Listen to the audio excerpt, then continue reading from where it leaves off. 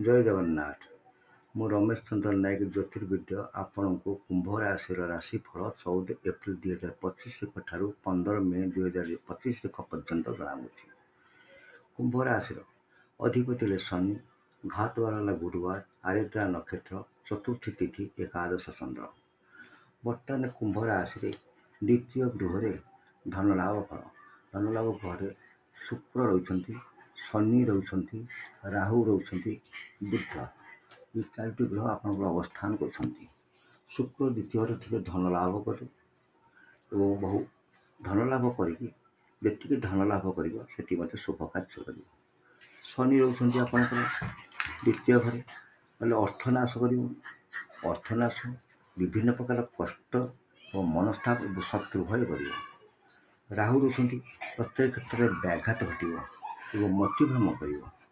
ବୁଧ ରହୁଛନ୍ତି ପ୍ରତ୍ୟେକ କ୍ଷେତ୍ରରେ ସଫଳତା ମିଳିବ। ତୃତୀୟ ଘରେ ଆସନ୍ତୁ ଦେଖିବା ରବି। ତୃତୀୟରେ ରବି ରହୁଛନ୍ତି। ରବି ରହିଲେ କ'ଣ କରିବ? ଭାତୃଭାବ ଫଳ। ଏ ମାସଟି ଆପଣଙ୍କୁ ଅତ୍ୟନ୍ତ ସୁଖଦାୟକ ମିଳିବ। ଯେଉଁ କାମଟି ନ ହେବା କଥା ଆପଣ ସେ କାମଟି କରିବେ ଓ ଶାନ୍ତିରେ ଜୀବନ କଟାଇବେ। ଚତୁର୍ଥ ଘରେ ରହୁଛନ୍ତି ବୃହସ୍ପତି। ବୃହସ୍ପତି ଆପଣଙ୍କ ଘର ଚତୁର୍ଥ ଘର ହେଲା ବନ୍ଧୁଭାବ ଫଳ। ଧନହାନି, ପ୍ରାଣପୀଡ଼ା, ବିଦ୍ୟା, ବୁଦ୍ଧିନାଶ। এই ଚତୁର୍ଥ ବୃହସ୍ପତି ପରୀକ୍ଷାରୁ ରାବଣ ନିହତ ହୋଇଥିଲେ।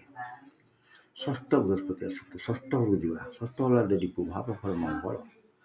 ମଙ୍ଗଳ ମହାନନ୍ଦରେ ଦିନ କଟାଇବା ସହିତ ମାଙ୍ଗଳିକ କାର୍ଯ୍ୟ କରିବ। ଅଷ୍ଟମରୁ ଆସିବା ନିଧନ ଗୃହ। କେତୁ ଅବସ୍ଥାନ କରୁଛନ୍ତି। ରୋଗ ବୃଦ୍ଧି ସହିତ କାର୍ଯ୍ୟ ନାଶ କରିବ। ବିଦ୍ୟାର୍ଥୀମାନେ ପାଠ ପଢ଼ାରେ ଚିନ୍ତିତ ରହିବେ। ଏ ମାସଟି ଆପଣଙ୍କୁ ବହୁ ସତର୍କ ସହିତ ଚଳନ୍ତୁ। ଦୁର୍ଘଟଣା ଘଟିବାର ସମ୍ଭାବନା। ବ୍ୟବସାୟ ମାନ୍ଦା ରହିବ। ମାଲି ମକଦ୍ଦମା ସୃଷ୍ଟି ହେବାର ସମ୍ଭାବନା ଅଛି ଏବଂ କର୍ମକ୍ଷେତ୍ରରେ ବିଶେଷ ଶାନ୍ତି ମିଳିବ ନାହିଁ। କାରଣ ବର୍ତ୍ତମାନ କୁମ୍ଭ ରାଶିରେ ବହୁତ ଖରାପ ପିରିୟଡ଼ ଅଛି।